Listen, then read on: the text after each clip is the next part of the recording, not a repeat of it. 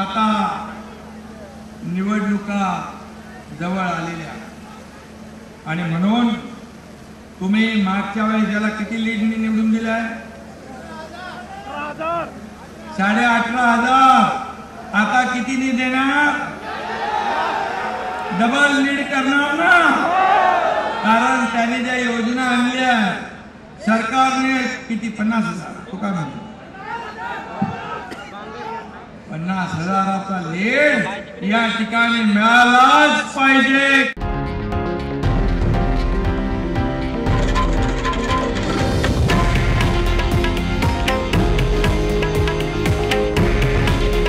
हे आहे देशातील नंबर 1 न्यूज नेटवर्क आणि आपण पाहत आहात TV9 मराठी।